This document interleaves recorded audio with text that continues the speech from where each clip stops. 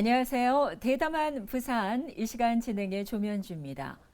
11월 11일부터 부산 시내 주요 도로의 제한 속도를 50km로 낮추는 안전속도 5030 정책이 본격 시행되고 있습니다.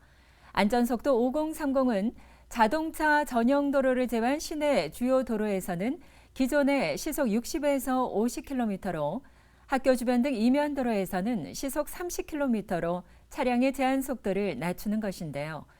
과태료는 아직 부과되고 있지 않지만 보행자와 운전자 모두를 생각한 안전운전을 생활화해야겠습니다. 자, 우리 부산 지역의 다양한 분야에서 활동 중인 분들을 만나보는 대담한 부산. 오늘 함께 하실 초대 손님, 먼저 화면으로 만나보시죠.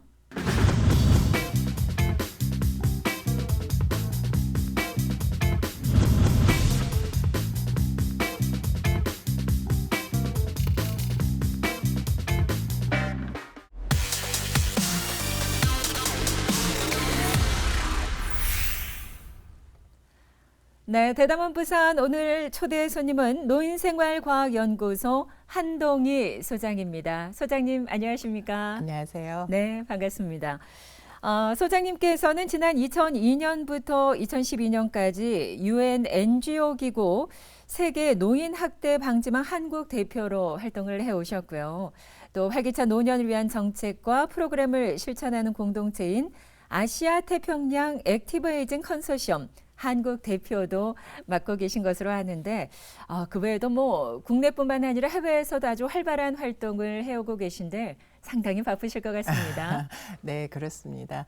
21세기에 들어와서 노인 인구가 증가하고 있기 때문에 이 인구 고령화의 문제는 그 한국뿐만 아니라 세계가 공동으로 대처해야 하는 주요한 이슈이기 때문에 네. 그 2000년도 초반에는 그 세계 노인 학대 방지망의 그 IMPA를 그 한국 대표로 활동을 했었고, 네. 지금은 이제 아시아 태평양 액티브 에이징 컨소시엄이라는 그 단체에서 지금 한국 대표를 맡으면서 상당히 그 앞으로 그 인구 고령화에 대한 대안을 만들기 위한 노력을 하고 있습니다. 네. 뭐 뿐만 아니라 노인 학대에 대한 논문으로 국내에서는 최초로 박사학위도 받으셨고요. 네, 그렇습니다. 그 이후에 1997년 정말 이 당시에는 개념조차 생소했던 노인 정보화 교육이라든지 노인 학대 방지 사업 등의 도입을 선구적으로 오랜 시간 해오고 계신데 어떻습니까? 이 노인 문제에 관심을 가지게 된 특별한 계기가 있으셨을까요? 물론 이제 그 노인을 연구할 수 있도록 그 저를 지도하신 은사님들이 계셨기 때문에 가능한 일이었고요. 네. 저는 이제 특별히 그 노인 학대를 그 당시에는 어떤 공식적인 제도에서 그 노인 학대를 그 방지하거나 또는 어떤 치유를 할 수 있는 그런 어떤 기관이 없었습니다. 네. 근데 한 6년간에 걸쳐서 전국을 다니면서 그 노인 학대 현장을 봤었고 또 노인들이 왜 어떤 그 이유로 이런 학대를 받는가에 대한 관심이 굉장히 높았고 네. 그 당시에 굉장히 젊은 나이였습니다. 그래서 이제 그 노인 학대 논문을 6년간 쓰면서 실제로 앞으로 노인을 위해서 일을 해야겠다는 신념을 키웠고 네. 또 이제 노인들이 이제 고립되고 또 여러 가지 어떤 역량이 부족할 때 결국은 노인 학대의 희생이 된다는 것을 파악했기 때문에 네. 이분들을 어떻게 하면 지속적으로 사회에 그 활동을 할 수 있도록 하고 또 고립되지 않고 또 사회와 연결되고 가족과 연결되고 또 노년을 의미 있게 살아갈 수 있는가에 대해서 상당히 관심이 많았었습니다. 네.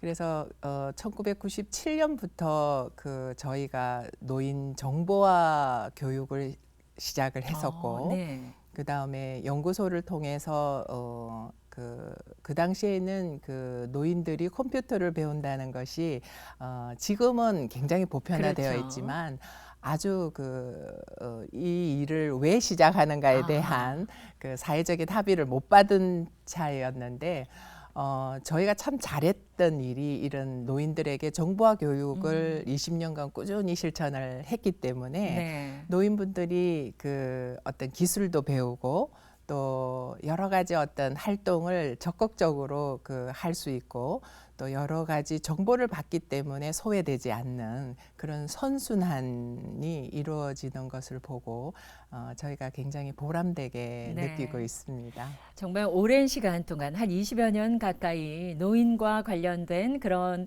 일들을 해오고 계신데 그야말로 인구의 고령화는 전 세계적인 추세 아니겠습니까? 그렇습니다. 그런데 세계 가치관 조사를 보니까요. 그 우리나라가 노인이 존경받지 못하는 나라 2위를 차지했더라고요. 참 씁쓸하다는 생각이 드는데 이런 결과를 보면은 노인이 살기에 우리나라가 그렇게 좋은 환경은 아닌 것 같다라는 생각도 드는데 소장님은 어떻게 보시는지요? 모든 것이 이제 상대적이겠지만은 우리나라의 그 노인을 대상으로 조사한 그 지수들이 굉장히 부정적입니다. 예를 든다면 노인 빈곤율이 1위이고 또 자살률도 OECD 국가 중에서 1위이고 네. 그다음 그 실질적인 은퇴 연령도 굉장히 그 70세가 넘어서 일을 그만두는 이런 어떤 현상들을 보면은 노년기가 그렇게 행복하다라고는 이야기하기는 좀 힘든 것 같습니다. 네. 뭐 일을 안 하는 것이 아니라 나이 들어서도 내가 할 수 있는 일이 있다는 것 자체가 참 굉장히 행복한 일인 것 같은데요.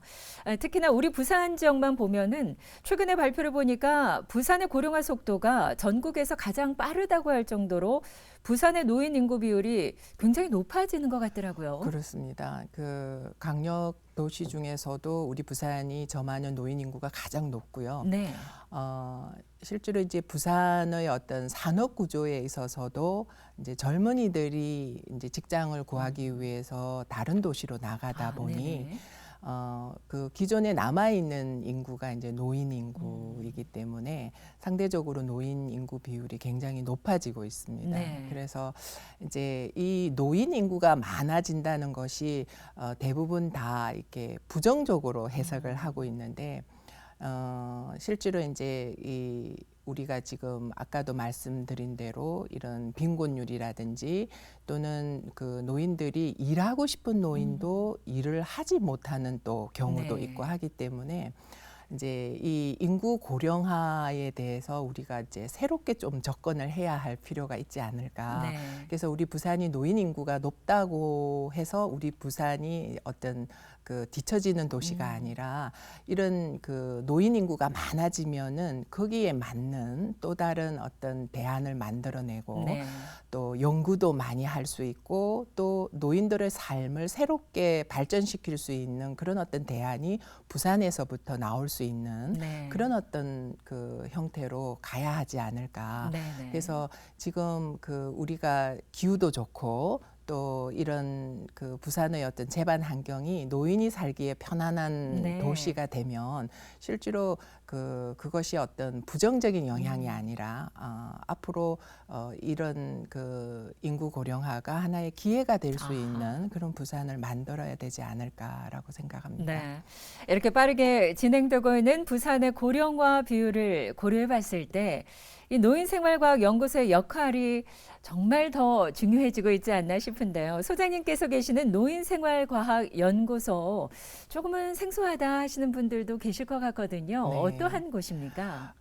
노인생활과학연구소는 1997년에 개소를 했습니다. 네. 그래서 이제 그 연구소들이 추구하는 방향이 정책 개발이라든지 또는 뭐 경제에 대한 어떤 지수에 대한 그 연구를 한다든지 또는 뭐 그 R&D를 한다든지 다양한 어떤 그 형태로 연구소가 운영이 되고 있는데 저희 연구소는 액션 리서치라고 해서 실천적 연구를 하는 기관입니다. 그래서 노인들이 실제로 필요한 프로그램을 개발하고 네. 그 프로그램을 지역 사회에 심으면서 그런 프로그램의 어떤 그 실정적 연구를 하는 그런 곳입니다. 그래서 저희 연구소는 이제 97년에 개소를 해서 이런 디지털 에이징이라든지 또는 노인들의 어떤 자아 통합을 위한 이 노인 교구 개발이라든지 또는 이제 이런 사이버 가족을 만들어서 이런 세대 통합을 만드는 이런 어떤 다양한 활동을 해오고 있습니다. 네. 그래서 이것이 개발된 프로그램이 부산에만 국한되는 것이 아니라 서울이나 또는 경남, 경북, 전국에 이런 프로그램이 이제 심어지면서 네. 저희 연구소의 역할이 지금 인구 고령화로 인해서 상당히 지금 바빠지고 있는 네. 것 같습니다. 그래요. 네. 사실 인구가 고령화되고 있다라는 것은 이미 모든 분들이 아는 사실이고요. 그렇습니다. 고령화되고 있는 데에 따른 어떤 이론적인 연구에 그치는 것이 아니라 실질적으로 우리 피부에 와 닿을 수 있는 그런 정책들, 방안들이 무엇보다 필요하지 않을까 싶은데 뭐 액티브 에이징이라고 하면은 뭐 굉장히 활기찬 그런 네. 노년이구나. 예, 네. 이런 것을 알게 되는데 말씀 중에 디지털 에이징, 뭐 사이버 가족 이런 말씀들을 하셨어요. 네. 좀 더 구체적으로 좀 설명을 해주신다면요. 네, 지금 그 디지털 에이징이 한국뿐만 아니라 전 세계적으로 인구 고령화로 인해서 노인이 소외되지 않기 위해서는 결국 이런 과학기술의 힘을 빌려서 노인들의 삶을 더 윤택하게 만들 수 있도록 하는 그런 어떤 노력들을 하고 있습니다. 네. 그래서 디지털 에이징이라는 것은 사실은 저희가 처음 시작했을 때는 1997년도에는 실제로 노인들이 정보와 교육을 받아서 정보 격차를 해소하는 데 큰 목적이 있었지만 네.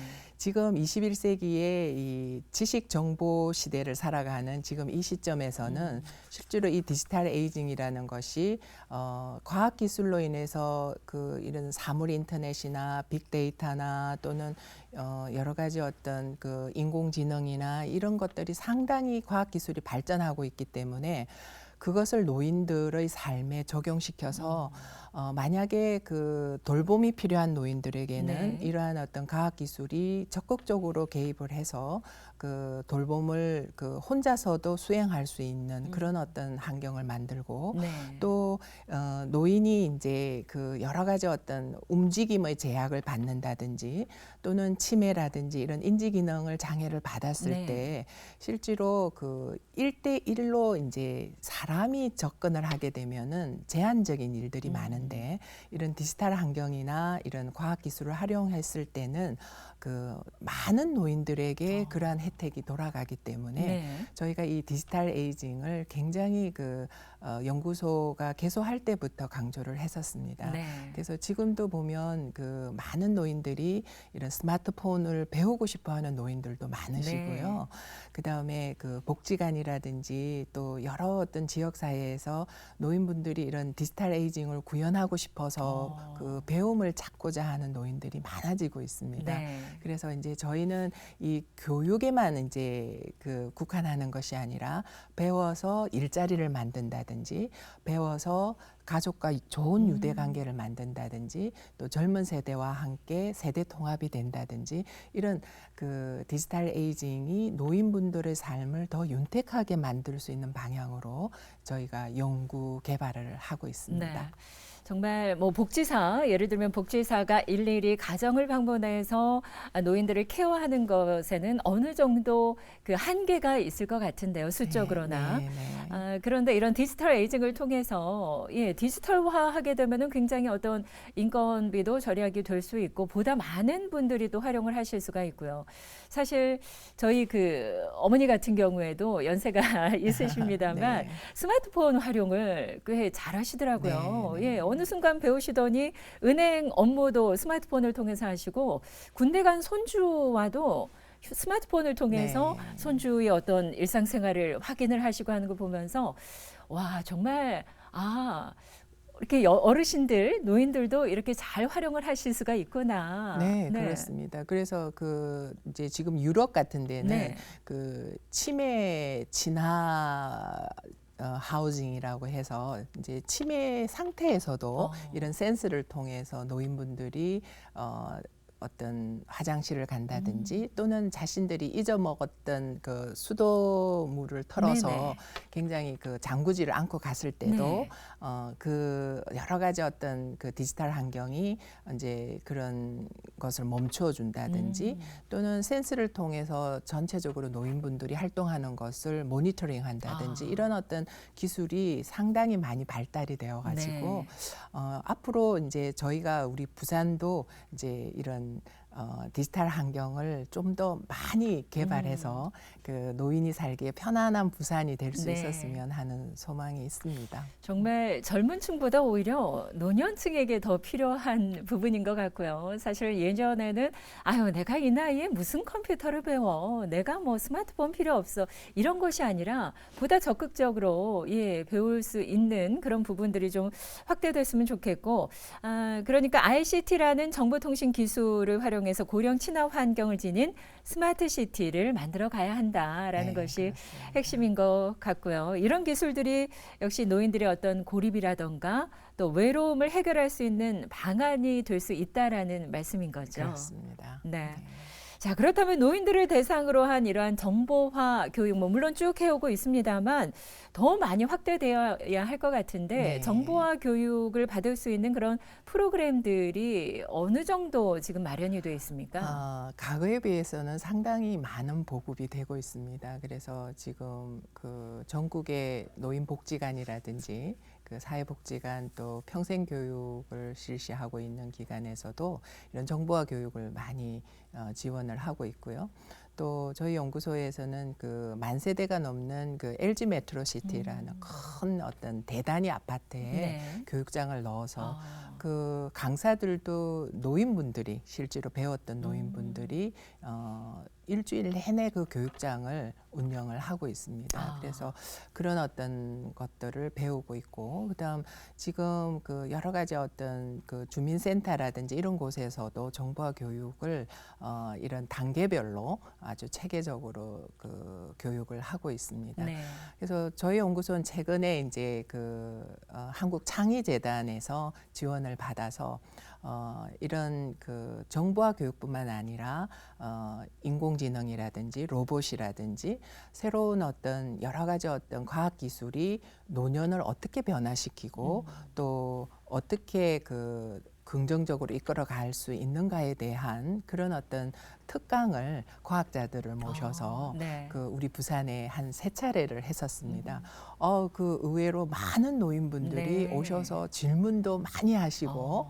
또 실제로 자신들의 환경에서 이런 것들이 어떻게 좀 활용되어야 되겠다는 아이디어도 공유를 할 정도로 네. 상당히 그 성공적으로 그 행사를 치루었습니다. 그래서 저희가 그것을 보았을 때 이것이 이제 과거의 노인들의 어떤 모습에서만 국한할 것이 아니라 앞으로 장년기, 노년기, 앞으로 노년을 살아가실 분들이 이런 어떤 과학 기술이나 또는 이런 어떤 스마트 환경을 굉장히 그 필요로 하고 있다는 것을 느낄 수가 있었습니다. 네.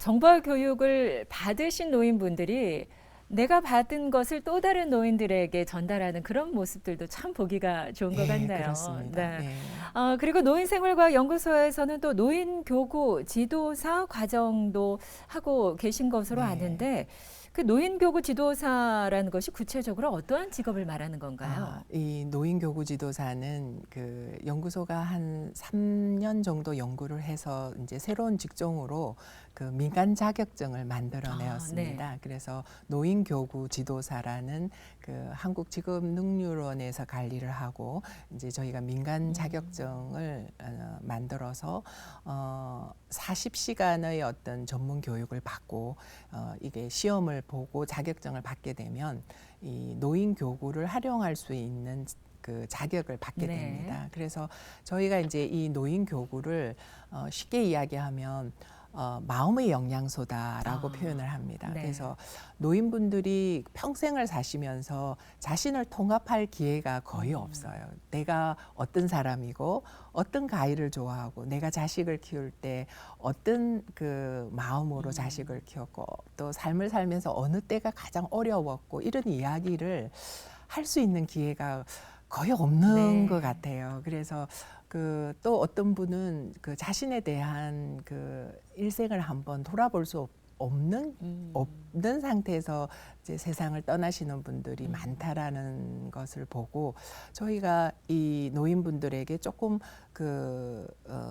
말할 수 있는 기회를 좀 만들어야겠다 해서 처음에 이제 저희가 마음의 영양소라는 노인 교구 프로그램을 개발을 했습니다. 그래서 그 교구 중에 이제 저희가 한 10가지를 지금 중점적으로 활용을 해서 물론 이제 노인분들이 놀이를 이 교구를 통해서도 하시기도 하고 또 이런 인지 기능이 좋지 못하신 분들은 노인분들이 어떤 기억력이나 진압력이나 또는 이런 그 전두엽 관리 능력을 실천할 수 있는 그런 프로그램을 넣어서 네.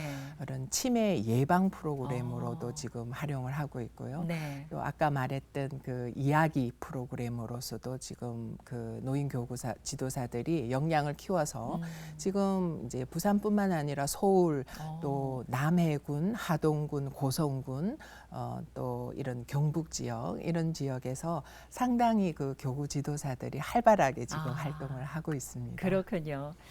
전 세계적으로 노인 인구가 늘어나면서 사실 그 오래 사는 것에서 그치는 것이 아니라 어떻게 사느냐 이런 삶의 질에 더욱더 초점이 맞춰지고 있는 것 같은데요. 노인들도 건강하게 일하고 또 건강하게 생활할 수 있는 사회를 만드는 것 무엇보다 중요하지 않겠습니까? 그렇습니다. 네. 그 연구소가 지향하는 방향입니다. 그래서 우리가 이제 그 노인이 된다는 것이 보편적으로 너무 부정적인 사회적인 어떤 인식이 있기 때문에 이 노년을 좀 긍정적으로 맞이할 수 있는 사회적인 합의가 좀 이루어져야 되겠다라는 네. 생각을 합니다. 그래서 그 은퇴를 하고 나면은 노인의 모습으로 살아가야 된다는 그런 그 부정적인 어떤 영향을 받기 때문에 저희가 이제 이 액티브 에이징을 강조하는 이유도 그 노년이 된다는 것이 그렇게 부정적인 것이 아니라 뭔가 그동안은 어떤 그 의무감에서 살아왔다면 네. 노년은 조금 더 자신이 선택하고 자신이 결정해서 사회를 위해서 봉사할 수 있는 그런 어떤 시간도 많기 때문에 네. 새로운 어떤 노년의 모습을 우리 사회가 노년이 그렇게 부담이 아니다라는 그런 어떤 분위기가 형성이 되었으면 좋겠습니다. 그래요. 무엇보다도 그 액티브 에이징이 저는 정말 네. 와닿는 것이 노년기에도 뭐 일이 됐건 취미 활동이 됐건 봉사 활동이 됐건 적극적으로 사회에 참여하고 활동해서 어떤 본인의 어떤 용기와 자존감을 잃지 않는 거 그러한 사회적인 분위기 조성이 상당히 중요할 것 같아요. 예. 그래서 이 액티브 에이징이라는 것은 전 세계가 지금 그 방향으로 가고 있습니다. 네. 그래서 노인은 노인들이 처한 상황마다 다 다르기 때문에 어떤 분은 자원봉사를 하고 싶고 어떤 분은 일자리가 필요하고 네. 또 어떤 분은 자기가 원치 않지만 병상에 누워 있어야 되고 또 어떤 분은 그 지역 사회를 위해서 이런 사회 공헌을 하시고 싶은 분들이 굉장히 다양한 모양으로 이제 노인분들이 노년을 살아가고 있습니다. 그래서 이 액티브 에이징이라는 것은 아주 뭐 건강하고 어떤 경제력이 있는 노인들에게만 해당되는 것이 아니라 자신이 처한 상태에서 자신이 노년을 좀 더 긍정적으로 이끌어 갈 수 있는 역량을 키워내는 것이 이제 하나의 방향이고요. 네. 그래서 늙는다는 것을 그렇게 부정적으로 끌어가기보다는 내가 할 수 있는 최선의 그 노년의 생활을 좀 더 적극적이고 긍정적으로 생활할 수 있는 이런 어떤 하나의 사회 운동이라고 네. 표현을 해도 과언이 아닌 것 같습니다. 네. 자, 그렇다면 보다 활기차고 또 행복한 노년을 위해서 네. 앞으로의 계획들도 좀 많이 갖고 계실 것 같은데 어떠십니까? 예, 저희는 이제 연구소가 이런 20세기와 21세기를 거쳐서 노인 문제를 다루고 있기 때문에 네. 앞으로 이런 지식 정보 시대를 살아가는 우리 노인들이 좀 더 스마트한 환경에서 좀 삶의 질이 높아질 수 있는 그런 것들이 무엇일까에 대한 고민들을 많이 하고 있습니다.